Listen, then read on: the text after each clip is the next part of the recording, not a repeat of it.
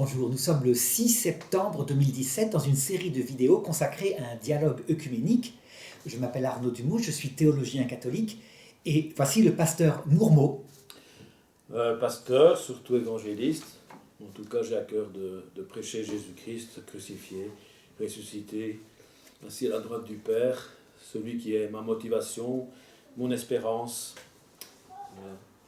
Alors le thème d'aujourd'hui, c'est encore un sacrement, c'est le sacrement de l'Eucharistie, donc ce qui est célébré à la Sainte Messe. Et la question qui va se poser, qui va opposer nos deux conceptions, c'est est-ce qu'il y a une présence réelle, métaphysique, c'est-à-dire au sens de l'être de Jésus, ou est-ce que c'est symbolique et que sa présence est simplement mystique parce qu'il vient toujours quand on est réunis en son nom, il le dit dans l'Évangile. Alors, je vais d'abord présenter la position catholique. En fait, il y a trois façon de voir les choses. Et il y en a une qui a été définie par l'Église catholique. La façon dont Jésus a prêché l'Eucharistie, extérieurement, a choqué les gens de son époque parce qu'il avait un langage extrêmement cru. Il disait « Si quelqu'un mange ma chair et boit mon sang, il a la vie éternelle en lui. Et celui qui ne mange pas ma chair, qui ne boit pas mon sang, n'a pas la vie éternelle. Vos pères ont mangé la manne dans le désert et ils sont morts. Mais celui qui mange ma chair et boit mon sang ne mourra jamais. » C'est texto, c'est dans l'Évangile selon saint Jean, chapitre 6. Voilà, par là. Et alors du coup, certains qui y croient disent « Seigneur, donne-nous toujours ce pain-là, s'il te plaît. » Et Jésus leur dit « Je suis le pain de vie. » Alors évidemment, certains sont partis à partir de là et n'ont plus voulu le suivre parce que c'était un langage cannibale. Et Jésus leur a répondu « Mais les paroles que je vous ai dites, elles sont esprit, elles sont vie. » Donc en fait, ça se trouve où exactement ce passage-là? Je ne sais plus, mais c'est pareil au chapitre 6. Hein.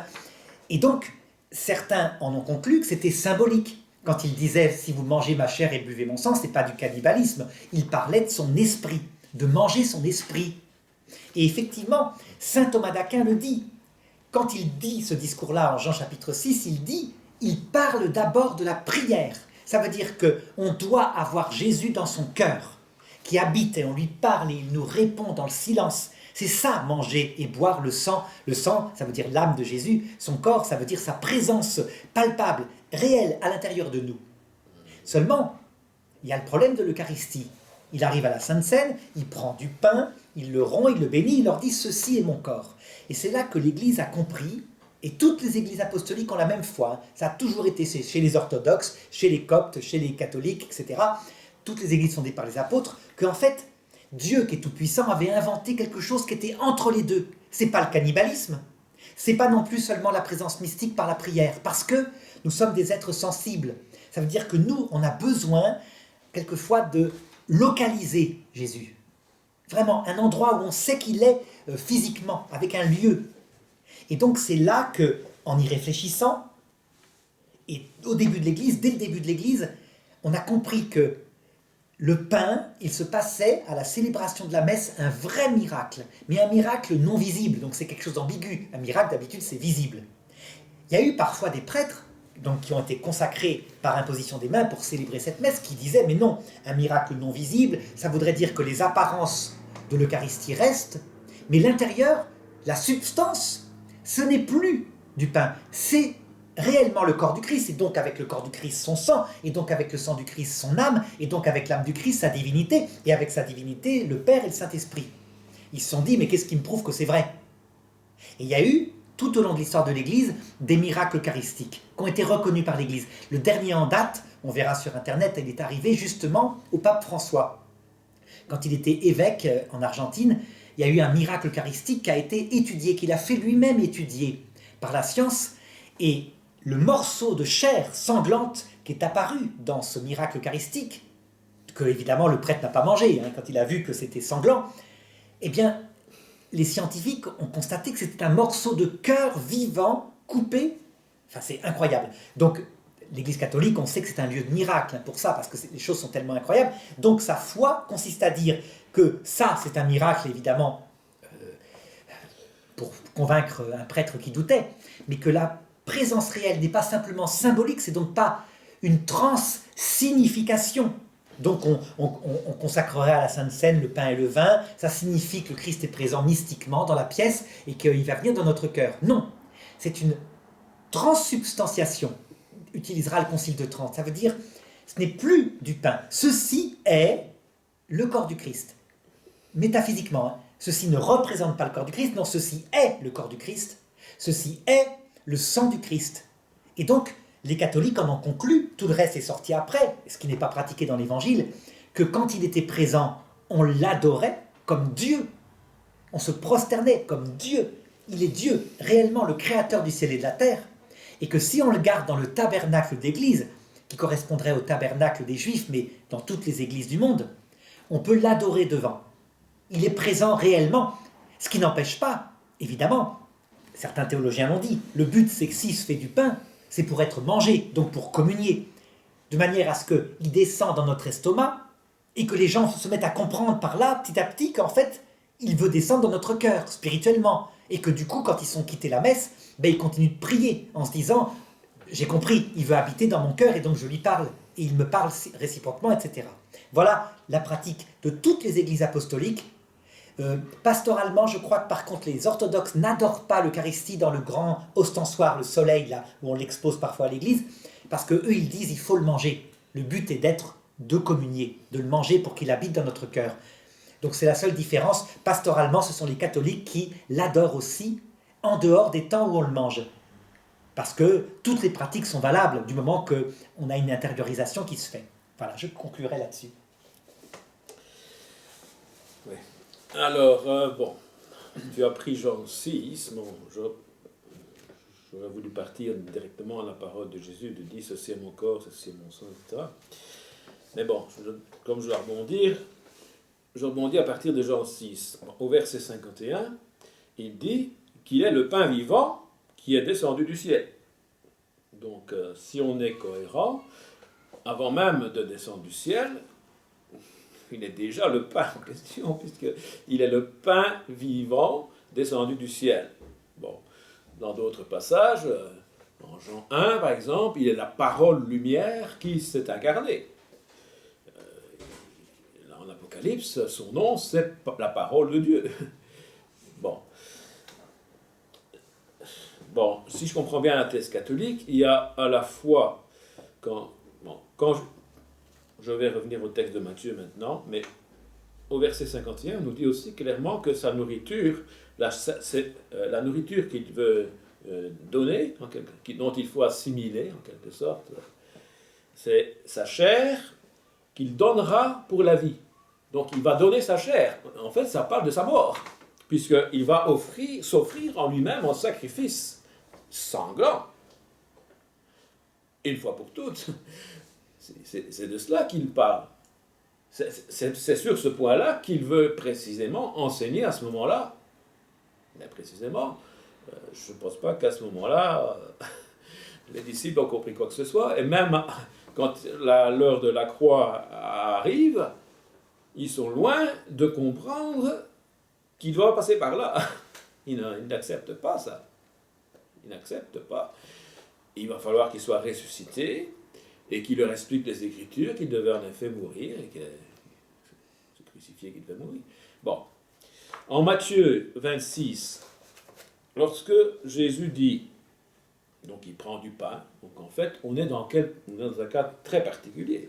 C'est la Pâque juive, on voit ça au verset 17. Lors de la Pâque juive, qu'est-ce qu'on faisait? On prenait un agneau, du pain azime, des herbes amères, et tout cela, ça donnait à penser à quoi? À l'amertume qu'on avait alors qu'on était esclave en Égypte, et en même temps, à la joie de la libération de sortir d'Égypte, parce que Dieu a tenu sa promesse. Évidemment qu'il y avait là une figure que Paul va reprendre dans ses épîtres, de la libération de l'esclavage du péché. Jésus va acquérir par son sang versé la garantie du pardon des péchés. Il va garantir le fait de rendre son Père propice à l'égard de celui qui croirait en lui, dira Paul, en son sang versé, qui va considérer le prix de la rédemption par son sang, qui va considérer ce Jésus qui a porté ses péchés. Évidemment que ici, en Matthieu 26, les apôtres, ils ne comprennent pas ça, que c'est tout ça qui va se passer à la croix. Ils ne comprennent pas du tout qu'il va porter nos péchés sans commettre de péché. Ils ne comprennent pas pleinement la parole de Jean-Baptiste, voici l'agneau de Dieu qui vient pour ôter le péché du monde. Ils ne comprennent pas. Donc, le pain, évidemment, il va prendre le pain. On est dans le cadre d'un repas. Il va prendre le pain pour parler de quoi? Pour parler de sa mort. Mais sa mort, qu'ils ne vont pas comprendre.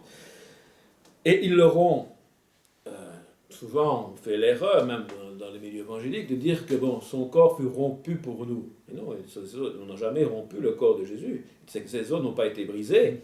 C'est le signe du partage, en quelque sorte, de l'enseignement qu'il veut donner sur sa mort. Il faut le partager, il faut le considérer, il faut vraiment le considérer dans un recueillement profond. Ben, évidemment, ici, il n'est pas encore mort, Jésus. Il n'est pas encore crucifié. Et il n'est pas non plus ressuscité. Alors, en Matthieu 26, lorsqu'il dit, ben, en prenant le pain, mangez, il dit, ceci est mon corps. Ben, évidemment que, substantiellement, je ne peux pas croire que, là, à ce moment-là, c'est substantiellement son corps. Ni son corps de crucifié, ni son corps de ressuscité. Il n'y a pas de différence avec ce qui se passe actuellement. Jésus-Christ est présent au ciel à un endroit précis. Son humanité est intacte. Et pourtant, les catholiques pensent... Il n'est pas encore mort. Hein. Oui, mais maintenant qu'il est ressuscité, les catholiques pensent que que dans les millions d'églises qu'il y a dans le monde, sa présence réelle est là. Pourquoi? Tout simplement parce qu'il est Dieu aussi. Oui, mais c'est à ce moment-là qu'il dit ceci est mon corps. Et donc, quand il dit ceci est mon corps à la première scène avant d'être mort, oui. Eh bien pour nous catholiques, c'est son corps tel qu'il est. C'est-à-dire dans sa présence sur terre. Tandis que maintenant, quand il vient dans l'Eucharistie sur terre, c'est son corps glorieux. C'est-à-dire que, en fait, il est selon le mode où il était. Et s'il est resté subsistant un morceau d'Eucharistie le samedi saint, eh bien l'Eucharistie était son corps mort, uni, évidemment, à sa divinité. Oui, donc il y a deux choses donc, dans le catholicisme. Mais bon, ici, moi je pense qu'il s'agit un peu comme on a pour le Saint-Esprit, plus en Jean 20 par exemple. Hein? Il souffle, recevez le Saint-Esprit. Et on sait qu'il le reçoit une fois qu'il n'est plus visible et qu'il n'est plus ici-bas, présent corporellement, le jour de la Pentecôte, puisqu'en Jean 7, 38, 39, il fallait qu'il soit glorifié pour qu'il le reçoive. Donc ici, il y a un geste prophétique parabolique, et qui invite à considérer Jésus crucifié qui n'est pas encore crucifié. C'est ça qui est enseigné ici. La preuve, c'est que quand il est ressuscité, et qu'en Corinthiens 11, alors Paul va dire, il prit du pain, il le rend avant d'être livré.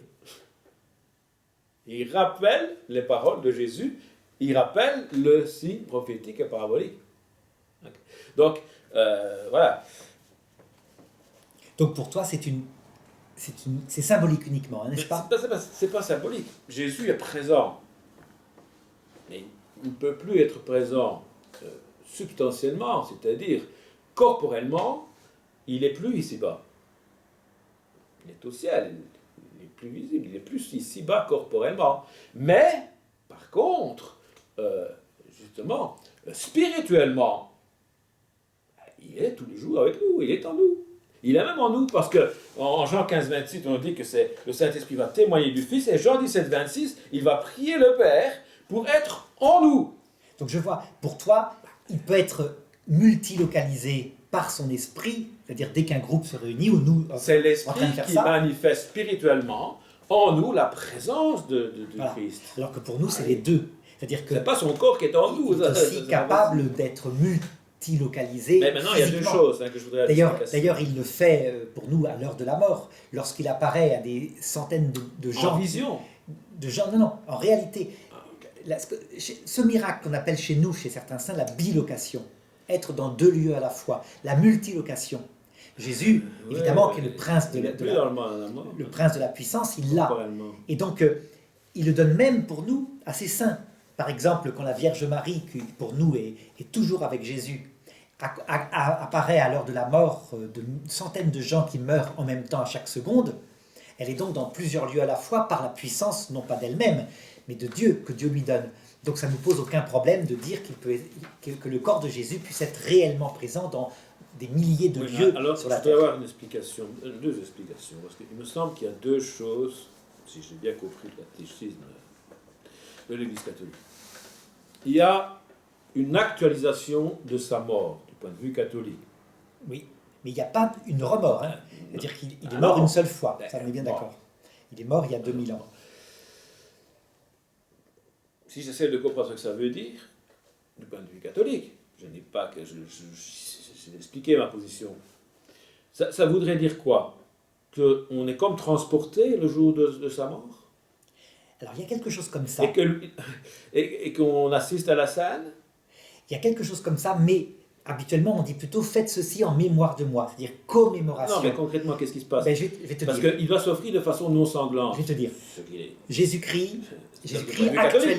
actuellement, il est hors de la souffrance. Il est glorifié, il est dans le paradis, il ne souffre pas. Donc, Ça va plus, quand Jésus vient dans l'Eucharistie actuellement, avec son corps, c'est-à-dire ce n'est plus du pain, et son âme, et donc le reste, c'est Jésus glorifié. Ah, oui, ça j'ai compris. Voilà, c'est clair. Hein. Donc, c'est pas un nouveau sacrifice, c'est un mémorial du sacrifice. Si, on dit que c'est un sacrifice non sanglant.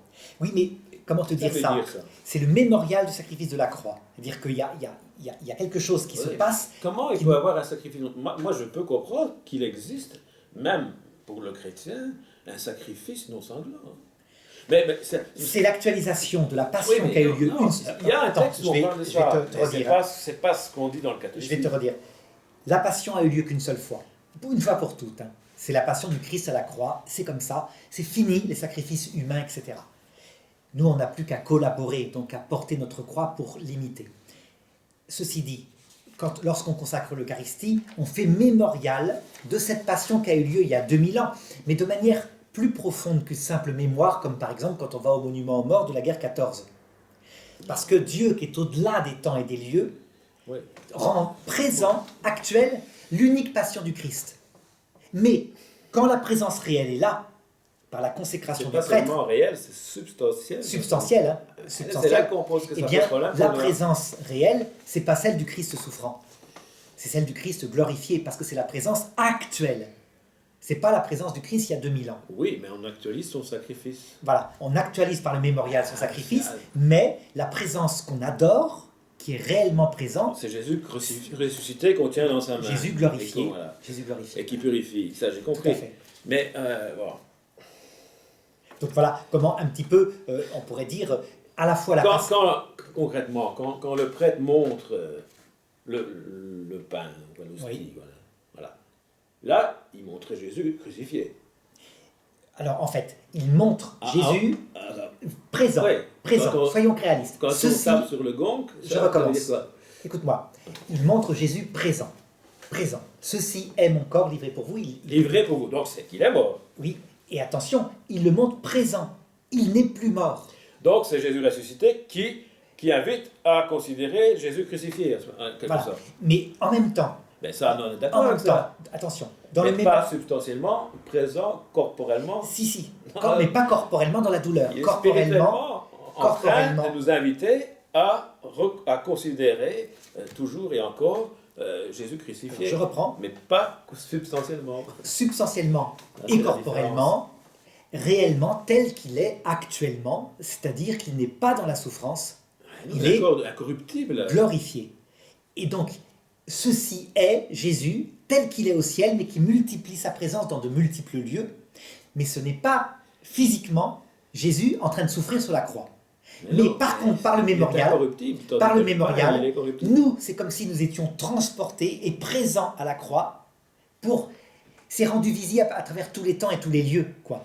Mais c'est bien la mort qui a eu lieu il y a 2000 ans. Elle a eu lieu qu'une seule fois. C'est-à-dire qu'il ne faut pas croire que Jésus... Alors, ça pose problème parce que quelquefois, il apparaît dans des apparitions en train de pleurer, en train de souffrir. Mais c'est une façon de parler. Les théologiens l'ont bien raconté. Pour exprimer aux hommes, alors qu'il est actuellement dans la béatitude totale, qu'il nous aime et qu'il lui déplaît de nous voir nous perdre, il le fait par des larmes. Mais ça ne veut pas dire qu'actuellement, il souffre. Il aime. C'est différent. Il a un mode qui n'est plus celui que quand il était sur Terre. Voilà un petit peu ce que je pourrais dire. Je ne sais pas si c'est très clair, mais j'ai pu m'exprimer.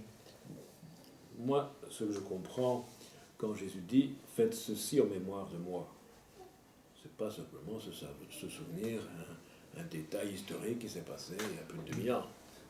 Ça veut dire, hein. Ça veut dire considérer Jésus crucifié. Même s'il est ressuscité aujourd'hui et qu'il est présent en vous, spirituellement, il est en vous. Il est présent en vous spirituellement. D'ailleurs, on le dit un peu plus loin, Jean 6, c'est par l'esprit qu'on peut comprendre. C'est pas la chair qui peut comprendre, c'est l'esprit. Donc, s'il est présent en nous, glorifié, il nous fait connaître le Père et son amour, etc. Jean 17, 26. Il nous invite aussi à rappeler l'importance, le sens, et à le considérer avec un recueillement profond, le sens de sa mort. Le prix qu'il a payé. Oui, ça joue aussi, absolument. Ça, c'est ça qu'il demande. Mais il ne peut pas le faire substantiellement. D'ailleurs, la preuve, Jean 20, 28, heureux ceux qui croient sans l'avoir vu.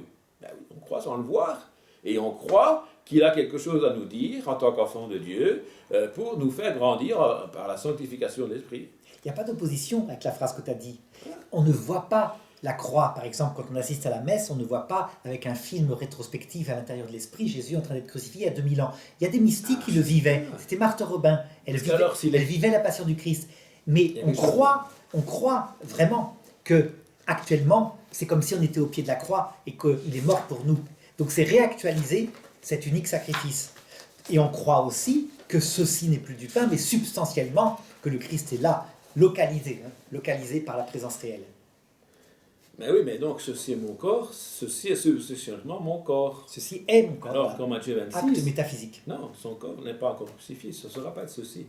Ceci est pour moi, le signe fort, le symbole fort, l'image forte de Jésus crucifié, donc le sens et l'importance de sa mort qu'il faut considérer. Mais vous ne pouvez pas encore le considérer maintenant, parce qu'il faut que je ressuscite, etc. Il faut que l'esprit... Je ne vois pas pourquoi. S'il dit dans la première scène, ceci est mon corps livré pour vous et qu'ils ne comprennent pas, ça n'empêche pas que, métaphysiquement, ceci n'est plus du pain. Il peut faire le miracle pour la première fois. Il ne peut pas être ressuscité, de toute façon. Mais il n'y a pas obligation que ce soit... Je t'ai dit... Ceci est vraiment encore ressuscité, que tu dis. La présence réelle du Christ, avant sa passion, c'est celle du Christ dans sa chair. Pendant sa mort, si une Eucharistie subsistait quelque part, c'est celle de Jésus mort. Après sa résurrection, c'est celle de Jésus glorifié. C'est simplement, dans tous les cas, Jésus, réellement, et qu'on peut adorer. Ceci n'est pas du pain. Voilà comment le problème, les catholiques le disent. On revient à Jean 6, c'est qu'en Jean 6, Jésus ne demande pas de se nourrir de Jésus ressuscité, en quelque sorte, on dit spirituellement, toi tu dis substantiellement, il demande de considérer sa chair qui est offerte en sacrifice. Oui, il faut ça aussi. C'est tout. En fait, c'est tout le message. Le message, il est là. C'est la difficulté pour ses auditeurs de comprendre par quelle mort il va passer. Et c'est ça qu'ils ne comprennent pas. Ils ne comprennent pas. Quand on comprend par la foi, par l'œuvre de Dieu, par l'œuvre de l'Esprit qui convainc de péché, qui nous amène qui témoigne du Fils de Dieu, Jean 15, 26, et alors le Fils fait connaître le Père, on est en de Dieu, alors on a saisi le prix qu'il a payé à la croix pour que cela soit une réalité spirituelle en nous. C'est comme la rédemption. Il a payé le prix de la rédemption en versant son sang. Il a la garantie qu'on peut être libre de notre péché, qu'on peut avoir accès au Père. Mais c'est seulement ressuscité et glorifié qu'il nous rend réellement libres par sa nature divine de l'esclavage du péché. Donc, on voit que ça... Donc, je crois avoir compris. Voilà. En fait, pour toi, si on ne comprend pas, il n'y a pas. Pour nous, catholiques... Mais c'est une compréhension qui vient de Dieu, c'est pas une compréhension intellectuelle. Saint-Esprit. Mais pour nous, catholiques, non, c'est un sacrement. Ça, ce que tu dis là, est valable pour les sacramentaux. Par exemple, je ne sais pas si on porte autour du cou une petite médaille de Jésus, c'est un bout de fer en soi, et il n'a une influence pour nous faire penser à Jésus et mieux prier que si on y croit. Il n'y a pas de pouvoir magique, c'est pas un gris-gris. Hein. Tandis que l'Eucharistie, c'est ex opere operato. Par le fait même que le prêtre a prononcé les paroles, même si lui n'y croit plus, mais qu'il a fait ce que voulait l'Église, il y a le miracle qui se réalise, Et si les fidèles, un fidèle n'y croit pas mais qu'il communie quand même, il a quand même reçu réellement Jésus. Donc c'est indépendant de ce qu'on comprend. D'où parfois les hosties qui sont blasphémées, qui sont traitées par terre. Et pour nous, c'est un péché grave contre la religion catholique, puisque la présence réelle de Dieu est là. Mais par exemple, Benoît XVI, dans son écrit à ce propos, dit « Jésus-Christ ressuscité est entre nos mains. » Oui. Bon. Dans l'Eucharistie, absolument. Non, Jésus, il est entre nos mains quand on a ce morceau de pain entre les mains. Oui. Puisqu'il est ressuscité. Par contre, s'il avait célébré la messe le samedi saint, personne ne l'a fait, hein, tout le monde avait fui, il pourrait dire c'est Jésus-Christ mort qui est entre mes mains. Je ne vois pas le problème au fait que Jésus soit présent. Mais corporellement, il n'est pas présent ici-bas, il est présent spirituellement, corporellement, il est au ciel. Quand il apparaît en vision à Paul, il n'apparaît pas avec le corps tel qu'il est exactement. Présence spirituelle, c'est le but. C'est pour ça que nous n'avons aucun problème à considérer ce qu'il y a de beau dans la foi protestante. Non, mais... Puisque le but, c'est de vivre de l'esprit de Jésus. Oui, comme dit Jésus, la chair ne sert de rien. Mais si pour nous, il est présent non seulement spirituellement, mais corporellement, c'est parce que c'est concret. C'est du concret. Est-ce qu'on ne veut pas précipiter les choses, puisqu'on doit justement prendre la Sainte-Seine en mémoire de lui jusqu'à ce qu'il revienne? Mais on ne veut pas précipiter les choses. Parce qu'il n'est pas encore là. C'est un peu comme la résurrection de la chair. La résurrection de la chair. Pourquoi est-ce que c'est si important? Alors que c'est moins important que l'entrée dans la vision béatifique. Ce qui compte, c'est pas de ressusciter avec son corps. Ce qui compte, c'est de voir Dieu face à face un jour. Donc, pourtant, dans l'Écriture, il y a marqué, si le Christ n'est pas ressuscité, vaine est notre foi, parce que ça rend les choses réalistes. Rien de tel qu'un miracle comme la résurrection physique pour qu'on croie que le reste est vrai. Nous sommes comme ça, nous, êtres humains. Et donc, Jésus, rien ne l'empêche, lui qui est Dieu, de venir corporellement dans l'Eucharistie, et le but étant évidemment la présence de son esprit, ce que tu dis, et que tu as raison. Oui, mais alors comment tu réponds? Je vais un peu m'expliquer avant. Ceux qui disent, mais voilà, c'est du cannibalisme, c'est faussement spirituel. Parce que la présence n'est pas charnelle. Laisse-moi aller jusqu'au bout. Parce que précisément, le reproche qui est fait, mais comment est-ce qu'on va manger? Ils prêtent ça comme ça. Les auditeurs, ils le prêtent carrément comme si on allait manger son corps, son sang, son âme, tout ce qu'il est. Mais Jésus dit non, c'est pas ça. Alors je te réponds. Mais il dit, justement, à chaque fois qu'il parle aux religieux, et qu'ils le prennent, c'est la même chose, hein, quand il parle, par exemple, des aveugles qui voient, etc. Si on prend ça littéralement, on va penser que c'est tellement couvrir la vue. Mais en fait, il ne parle pas de ça. Il leur parle de la vue spirituelle. Ici, il leur dit, si vous n'assimilez pas par l'œuvre de l'esprit, avec considération et communion profond, la mort qui va être la mienne, parce que là, il n'est pas encore mort. Nous, on dira la mort qu'il a déjà subie, une fois pour toutes. Si vous ne comprenez pas le prix qu'elle a payé, si vous ne saisissez pas, ben alors, vous n'avez pas accès au salut. C'est ça qu'il dit. Vous n'avez pas accès à la vie éternelle. Je ne suis pas d'accord avec tes bases. C'est-à-dire, quand tu as dit tout à l'heure, Jésus ressuscite les aveugles, il voulait signifier qu'il leur rend la vue spirituelle. Mais les deux, mon général. Ça veut dire qu'en fait, les paraboles, c'est comme ça. En fait, Jésus a toujours signifié ce but, où tu as raison, c'est la résurrection spirituelle, c'est l'aveuglement spirituel qui doit disparaître, c'est évident. Mais il l'a toujours signifié en rendant la vue physique. C'est-à-dire que il concrétise, c'est incarné la foi. C'est-à-dire c'est pas du mystique gélatineux, si on pouvait dire. C'est le mystique le but, mais ça se fait réellement. Et alors évidemment... Pourquoi il dit heureux ceux qui croient sans avoir vu, s'il avait besoin parce que dans l'Eucharistie, on ne voit rien. Substantiellement... On ne voit rien. Là. Par contre, dans certains cas, une fois par siècle ou 2 fois par siècle, pour ceux qui ne croient pas, il donne un miracle eucharistique. Mais justement, alors là, je trouverais que il faut alors douter du miracle, parce que s'il faut un miracle pour croire, alors qu'il dit heureux ceux qui croient sans avoir vu... Parce que dans l'Eucharistie, on ne voit rien. Parce qu'il faudrait trouver un argument de Jésus-Christ qui dit il faut que je sois substantiellement, corporellement là, même si je suis corporellement au ciel. Et ça, l'argument est simple. L'argument est simple. Tout ce qui est esprit est incarné par lui, et c'est pour ça qu'il y a l'incarnation. Il aurait pu, par exemple, apparaître sous forme de sa puissance divine, donner le même message, sans se faire homme. Pourquoi est-ce qu'il se fait homme et qu'il doit mourir physiquement sur la croix? Parce que nous, on est des êtres de chair, on a besoin de concret. S'il n'est pas mort sur la croix, on ne comprend pas que Dieu est humble et aimant. De la même façon, quand j'entends certains théologiens catholiques qui disent la venue du Christ à l'heure de la mort, glorieux qu'on verra de ses yeux, c'est de la mythologie. Et je leur réponds, comment ça c'est de la mythologie? Tout est incarné dans l'Écriture. C'est adapté aux hommes. Le voir de ses yeux à l'heure de la mort, le but évidemment, c'est de voir son évangile avec son intelligence. S'il entend corporellement le voir avec ses yeux, de le voir corporellement avec ses yeux à l'heure de la mort, je l'ai bien précisé. Mais si on est mort, on ne sait pas, les yeux fonctionnent. Eh bien non, apparemment, les gens qui approchent la mort le racontent, les morts emportent avec eux leur sens.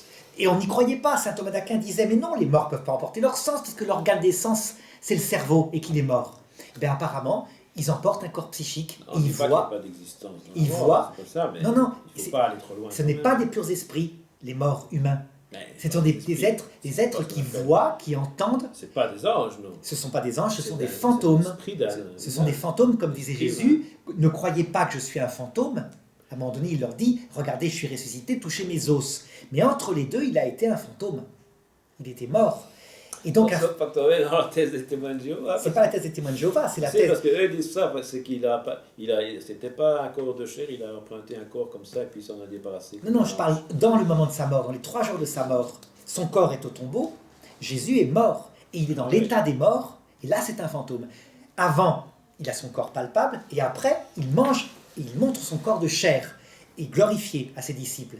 Mais entre les deux, il est un mort et apparemment, l'état des morts n'est pas celui des purs esprits. Donc on peut voir, on peut entendre, les gens qui approchent la mort en témoignent, ça confirme les choses. Donc tout va se réaliser de manière palpable, c'est de l'incarné, c'est pas de la mythologie, c'est du réel. Oui, que l'esprit puisse être consolé, et puisse être en repos, puisse être, en attente de la résurrection corporelle. Ils sont quand même en attente de la résurrection corporelle. Ça veut dire qu'ils attendent quand même de trouver un corps de résurrection qu'ils n'ont pas encore. Qui sera que le couronnement de la réalité de tout cela. Et en attendant, pour nous catholiques, les morts sont de la vision béatifique, c'est ce qui compte. Ils sont parfaitement heureux, ils voient Dieu face à face. Puis évidemment, quand ils vont retrouver leur corps, ça va rendre ultimement le couronnement de la réalité de tout ça. Bon, ce que moi je veux dire par là, c'est que entre son ascension et son retour, soit Jésus se révèle par l'épée de l'Esprit qui est la parole de Dieu, soit il intervient en vision. Mais quand on est en vision, on n'est pas dans un face-à-face corporel comme on le sera lors de son retour, on le verra face à face. Et ceux qui n'ont pas accepté Christ, ils sont ressuscités, mais loin de la face du Seigneur. Alors je te réponds en te disant que pour nous catholiques, tout ce que tu dis est vrai, mais tu oublies les présences physiques de Jésus. Par exemple, la Sainte Marguerite Marie Alacoque, elle peut le toucher, ou de Marie, puisque pour nous, elle est ressuscitée avec son corps, et des enfants, dans les apparitions, ont pu toucher son corps, dans certaines apparitions reconnues par l'Église, que d'autre part... Dans une vision, on a l'impression d'être touché, parce que même Jean, quand Jésus, dans sa vision, met sa main sur sa tête et lui dit « ne crains pas », dans la vision, c'est comme...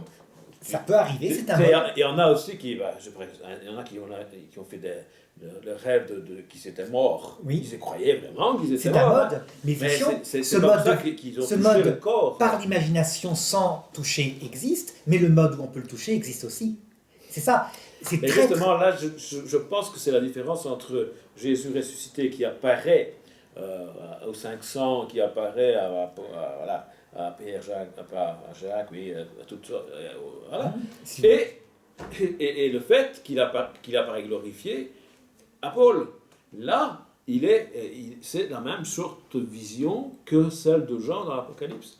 Il y a toutes les possibilités. Dieu, rien ne peut l'empêcher. Non, parce que ce que tu dis est vrai. Il ne dirait pas heureux ceux qui croient sans avoir vu, comme une prophétie qui démarre une fois qu'il est plus. C'est pour ça que habituellement, le lot de chacun de moi et de toi, ce n'est pas de le voir pour le moment, mais de le voir simplement à l'heure de notre...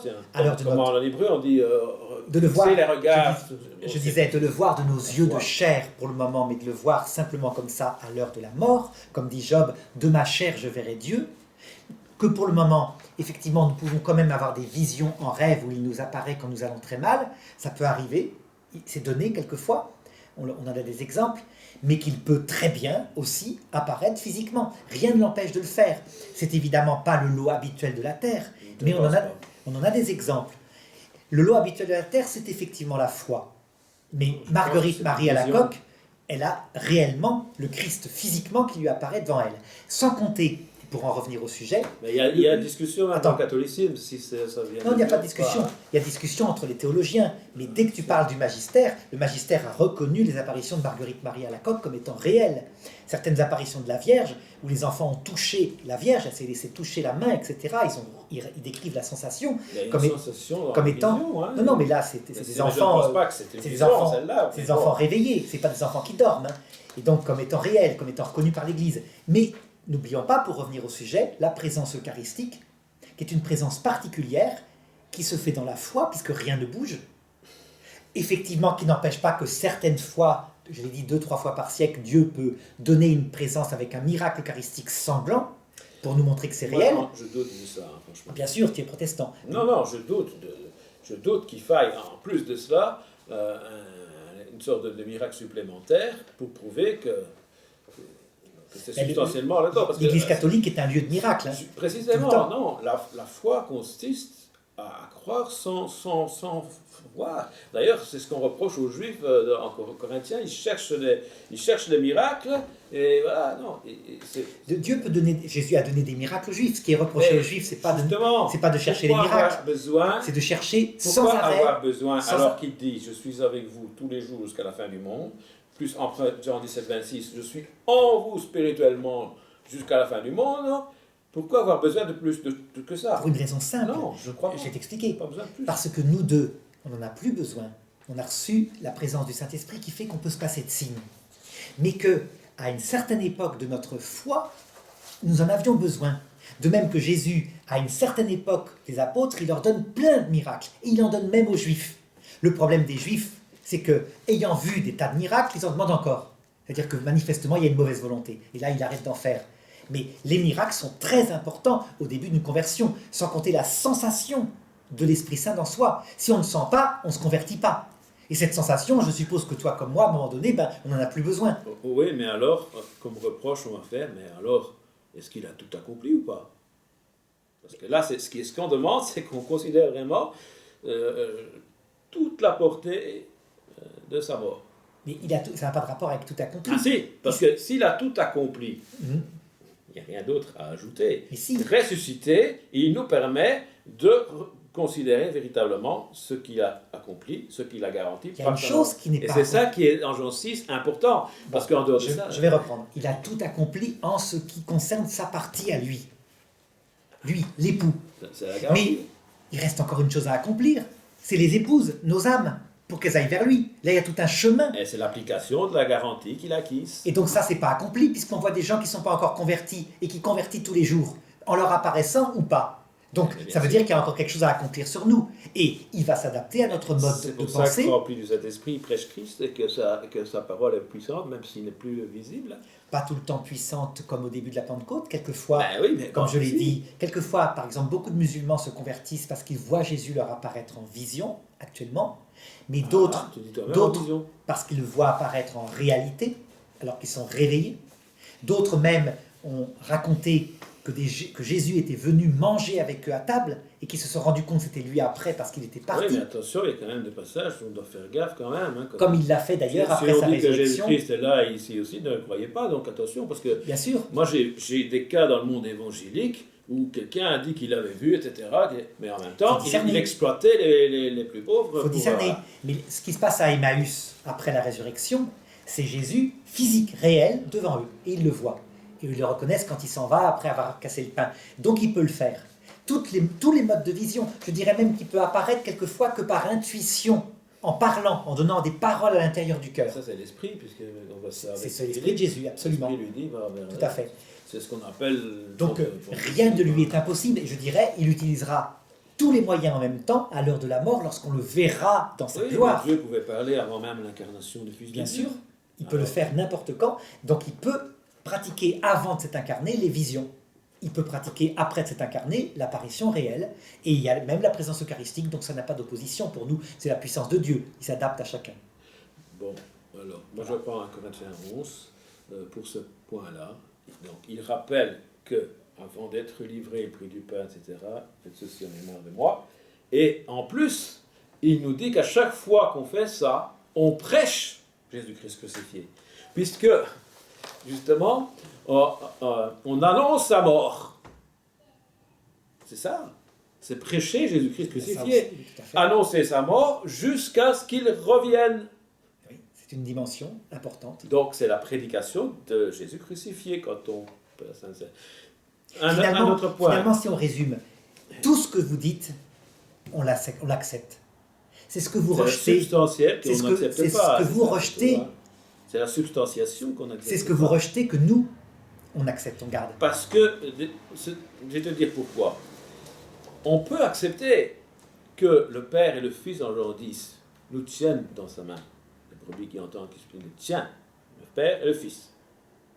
Lui, il est plus grand que nous, il peut nous. Mais nous, le prendre dans notre main, c'est pas possible. Et même s'il est très proche de nous, il est plus grand que nous. On ne peut pas prendre Christ dans notre main comme ça. Non, ce serait... Mais parce que, justement, ce serait... Il est en nous. Et il manifeste pleinement s'il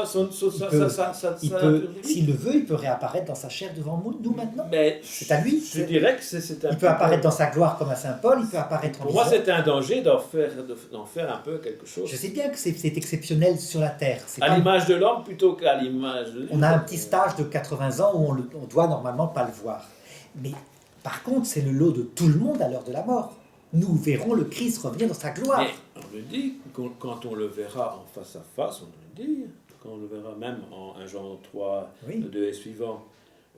Oui, lorsque nous le verrons, mais c'est quand il revient. Quand il revient à l'heure de la mort et à la fin du monde. Avant, on ne dit pas qu'on le voit en face à face. Ça peut arriver. Mais non, on ne le dit pas. En fait, si tu dis que ça peut arriver, on ne le dit pas. Dieu ne peut pas se borner, je dirais, à une loi universelle comme si c'était du droit romain. On le voit dans l'Écriture. Il fait des exceptions, sans arrêt. Il apparaît, je te dis, aux disciples d'Emmaüs et il mange avec eux. Il peut le faire. Là, il est ressuscité, là, oui, corporellement. Il est bien là. sûr. Donc après sa résurrection, il peut apparaître en marchant avec eux et au point qu'ils ne le reconnaissent pas, ils pensent que c'est un être humain. Ben oui, oui. Donc il peut faire ce qu'il veut avec son corps glorieux. Eh bien, il peut continuer à le faire maintenant. Au ciel, là. Mais ça n'a pas d'importance. Le ciel, c'est l'univers entier invisible. Quand il monte au ciel, que disent les anges? Il reviendra de la même manière qu'il est monté. Oui, mais ça ne veut pas dire... Attends, toi tu crois qu'il est localisé mais dans le ciel, il est plus sur là. Un trône particulier à... Je ne sais pas où est-ce qu'il est. Voilà, alors que non, le ciel, c'est aussi notre cœur. C'est le monde. Oui, d'accord, mais là on est tous citoyens du ciel à ce moment-là. Mais bien sûr, ça veut dire que ce monde... Oui, mais non, il y a réellement... D'ailleurs, quand on va être enlevé dans la nuée, on va être enlevé quand même quelque part. On ne sera plus ici-bas en attendant la nouvelle terre. Mais cet autre monde-là, les morts le racontent, ils le disent quand ils approchent la mort. Corporellement, je parle. Cet autre monde, c'est un monde qui est juste là, il est là, ici. Je ne sais pas. Mais il y a un passage dans une autre réalité qu'on ne peut franchir qu'en mourant. C'est pas... ça, c'est autre chose. Donc, les questions de localisation sont absurdes. Il est là, c'est le même lieu, probablement. C'est à côté, c'est tout près. Tu parles des disciples d'Emmaüs, justement. On ne dit... D'ailleurs, en Corinthiens 11, et quand Jésus dit, faites ceci en mémoire jusqu'à ce que je revienne, il parle de son retour. Mais quand il apparaît ressuscité, on ne dit pas qu'il prend le pain, qu'il dit ceci est mon corps, qu'il prend le vin, ceci est mon sang, etc. Non, simplement, il a pris le pain, il l'a rompu, et il a fait la prière de bénédiction, c'est tout. C'est pas ce qu'il a dit, c'est si, pas précisé. Si, il a dit. On le dit clairement, il prend le pain, comment on faisait? Il le rompit, et alors ils le reconnurent, on le donne à chacun, et il avait disparu. Dieu, puis c'est tout. Donc on ne sait pas ce qu'il a dit. Ben, il n'a pas dit plus. Il n'a pas dit plus. Je ne sais pas. Ben si, il n'a pas dit plus. Il est juste marqué, il prit le pain, il le rompirent, ils le reconnurent à la fraction du pain. Ah oui, il le reconnaît à la fraction du pain, c'est tout. Ben, parce qu'il n'y a pas d'affirmation, il n'y a pas de négation, on ne peut pas forcer l'écriture. Peut-être qu'il a dit, ceci est mon corps livré pour vous, peut-être. On ne l'a pas dit, donc sinon on ne peut pas dire ce qu'il n'a pas dit, justement c'est le danger. Mais ce qui est certain, c'est qu'on doit faire ça jusqu'à ce qu'il revienne. Donc maintenant, de toute façon, il n'est plus là, il est au ciel. Non, il n'est plus sur terre quand même. Corporellement. C'est absurde de dire qu'il n'est plus sur terre. Corporellement, il n'est plus sur terre. Mais même ça, c'est absurde. Jésus n'est pas séparé de son esprit, il est toujours corps et esprit, sauf qu'il est invisible.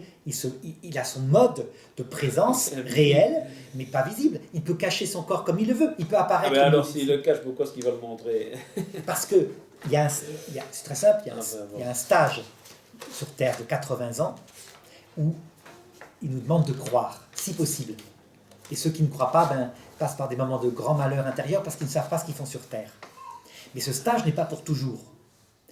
Et ça n'empêche pas qu'il qu'est-ce qui se passe là-bas? qu'il le dit textuellement, qu'il est avec nous tous les jours. Et il n'est pas seulement par son esprit, il est réellement présent. C'est-à-dire que... Bien, le problème de 1 Corinthiens 11, je vais te le lire le problème. Le problème, c'est qu'il y avait des chrétiens assez riches, peut-être qui exploitaient des esclaves, et des esclaves chrétiens qui arrivaient après eux. Ils avaient déjà, on faisait la Sainte-Sainte pendant leur repas. Pendant leur repas, il n'y avait plus rien à bouffer, ils avaient déjà tout bouffé, ils n'avaient même pas fait mémoire.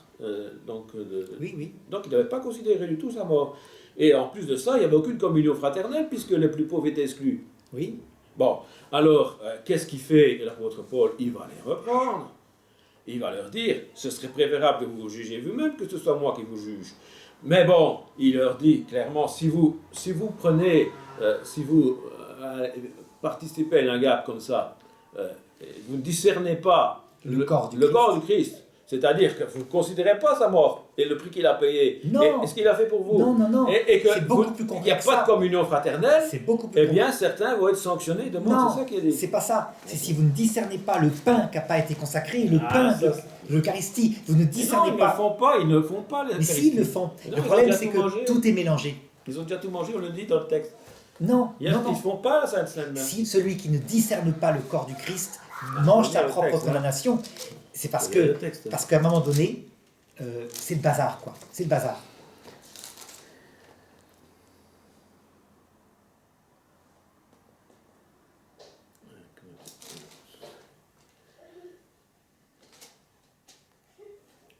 Donc, n'avez-vous pas des maisons pour y manger et boire? Oui. Ou méprisez-vous l'Église de Dieu? Oui. Et faites-vous honte à ceux qui n'ont rien? Que vous dirais-je, vous louerai-je en cela? Et un peu avant, C'est très simple. lorsque vous vous réunissez, ce n'est pas pour manger le repas du Seigneur. Ce n'est pas. Donc ils ne font pas. Ils ne font pas la Sainte Seine dans la gare. Mais c'est ça qui se passe. Et c'est ça ce qui est scandaleux. Et c'est à cause de ça qui après qu'on dit, ben voilà. Mais non, reprenons ce qui se passait au début de l'Église. Tu as un celui repas. Qui mange tu as un repas comme sans discerner le corps du Seigneur, mange et boit sa un propre jugement condamnation. contre lui-même. Ben oui, parce qu'il ne considère pas sa mort. Tu as ce qui se fait toujours dans l'Église apostolique. Tu as d'abord un repas fraternel. C'est-à-dire qu'on se réunit à table, on mange, on boit, les gens amènent de la nourriture, etc. Comme ça se passait à la Sainte Seine. Puis à un moment donné, on prend un morceau du pain, le prêtre prononce les paroles, rompt le pain, prend un morceau du vin, etc. Ceci est mon sang. À partir de là, ce pain, dans toutes les églises apostoliques, y compris dans les églises orthodoxes, n'est plus du tout le même que celui du pain qu'on a mangé avant, dans les agapes, c'est-à-dire dans la fraternité. Les païens ou les catholiques peuvent venir dans les églises orthodoxes pour manger le pain béni, les agapes. Mais à partir du moment où on passe à la consécration, là c'est plus le même. Et on doit discerner, on doit discerner le vin qui a servi à table du vin qui a été consacré. Celui qui ne sait pas discerner le corps du Christ, c'est celui qui les a mélangés. Et donc Saint Paul modifie la liturgie à cette époque-là en disant, on fera plus comme ça. On va faire un rituel différent selon le mode juif avec des psaumes, des chants, et on consacrera l'Eucharistie. Toutes les églises apostoliques, depuis que les chrétiens sont devenus nombreux, séparent le repas d'avant d'avec, je dirais, l'Eucharistie. Chez les catholiques, on va plus loin. On demande un jeûne d'1 heure avant, pour être sûr qu'il y a une séparation. Dans le temps, avant le Concile Vatican II, c'était 12 heures avant, pour ne pas mélanger les deux. Il y a deux difficultés ici. Bon, premièrement, le corps de Jésus ressuscité, puisque tu dis que c'est Jésus ressuscité, il est incorruptible. Oui. Or, le pain, il est corruptible. Et puis, tu le manges, il se décompose, et puis voilà. Ce sont les espèces du pain. C'est ça, corruptible. Hein. Ça veut dire ça se décompose. C'est ça que ça veut dire concrètement. Deuxième chose, si c'est Jésus avec un corps incorruptible, alors on est en droit de se poser la question, mais comment est-ce qu'on va manger un corps incorruptible? C'est très simple à comprendre. Ça, c'est impossible. Ça s'appelle la transsubstantiation. Mais oui, mais à ce moment-là, c'est de la cannibalisme. Je vais t'expliquer.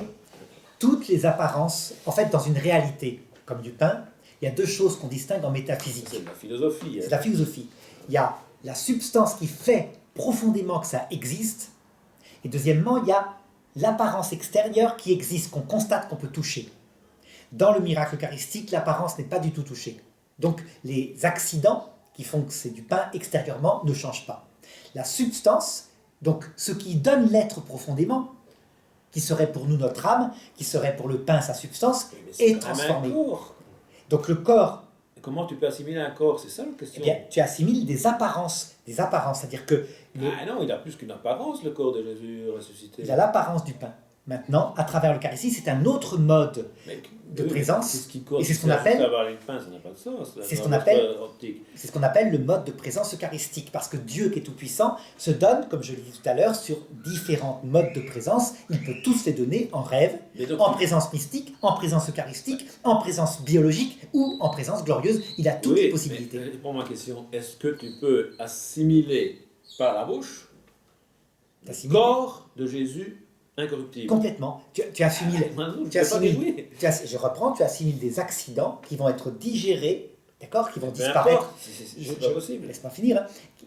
Qui vont disparaître donc du côté des accidents, et à ce moment-là, la présence eucharistique disparaît.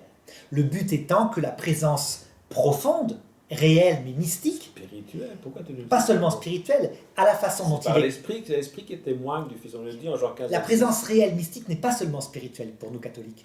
Parce que Jésus n'est pas un esprit séparé de son corps, il est toujours avec son corps. Donc simplement, c'est une présence, un mode de présence qu'on appelle mystique, ça veut dire réellement présent, mais invisiblement, impalpable. De même que dans l'Eucharistie, c'est une autre présence qui est localisable par le fait qu'il y a des espèces visibles, mais qui n'est pas visible extérieurement. Et quand il sera de retour, alors là, c'est la présence glorieuse, ça veut dire qu'on le verra tel qu'il est actuellement au paradis. On va encore prendre l'Eucharistie? Absolument pas. C'est la fin de l'Eucharistie, c'est la fin aussi de toutes les... Pourquoi la prendre maintenant si de toutes les manières? C'est le pain du passage. C'est le pain du passage, comme la manne au désert, c'est le pain du passage dans le purgatoire, le temps de son absence. Donc il disparaîtra. Comme dit saint Paul, tout ce qui est passager disparaîtra quand nous le verrons face à face. Mais j'irai même plus loin. Le corps glorifié de Jésus, dans la vision béatifique, n'est plus utile pour voir la divinité de Jésus. On verra plutôt le corps de Jésus, puisqu'il est éternel, on le verra face à face, on le dit clairement, dans Paul qui est 22. Donc je reprends. À l'heure de la mort, nous voyons le corps glorieux du Christ, nous ne voyons pas sa divinité. C'est pas possible, sinon on serait happé en lui. Mais dans le paradis, on verra directement la divinité de Jésus. Donc on verra plutôt par la divinité de Jésus son corps glorieux. Mais non, l'un et l'autre sont liés, on ne peut pas les séparer comme ça. Ils sont parfaitement unis. Et sur terre, on voit, ou à l'heure de la mort, on voit plutôt, on comprend la divinité de Jésus en regardant son corps. Au ciel, c'est l'inverse. Bon, moi je pense que dans la mort, il y a certainement une présence de Jésus, mais qui reste de la même manière spirituelle, comme elle est de notre vivant. Il est en notre esprit présent par l'esprit. Évidemment, on considérera peut-être ce qu'il en a fait ici-bas, on le louera, etc. On le loue, on voit que 7, 14 on loue. Mais c'est une étape intermédiaire. Il y a malgré tout le dernier ennemi qui doit être vaincu, c'est la mort. Donc la mort, c'est le séjour des morts d'ailleurs. D'ailleurs, on le dit en Apocalypse 1, je tiens dans ma main la mort et le séjour des morts. Parce qu'il veut en sorte... Mais non, je ne m'éloigne pas du sujet. Bon, alors, ce que je veux dire, c'est que sa présence, elle est spirituelle. Pour nous qui ne l'avons pas vu, c'est différent pour les apôtres et pour ceux qui l'ont vu ressusciter, qui ne sont pas tout le monde d'ailleurs, hein, c'est un certain nombre de personnes, mais limité. C'est que pour qu'on en témoigne dans le Nouveau Testament, que ce soit cohérent et solide. Ben, c'est spirituellement, d'ailleurs, on le dit aussi en Jean 6, que c'est par l'Esprit qu'on peut considérer tout ce qu'il nous dit sur sa chair qui sera donnée pour nous. Bon. Deuxième chose, je voudrais quand même... Je réponds à ça, parce que tu parles d'autre chose. Spirituellement, c'est le but ici, en cette vie. On le voit bien. Le but ultime de l'Eucharistie, le but ultime de toute la lecture de l'Écriture, c'est que l'Esprit Saint puisse le fréquenter spirituellement, d'accord. Mais manifestement, nous sommes des êtres sensibles et il adapte sa présence au moment où nous aurons le jugement dernier. C'est une présence qui est spirituelle, mais par son apparition glorieuse, comme l'a vu saint Paul.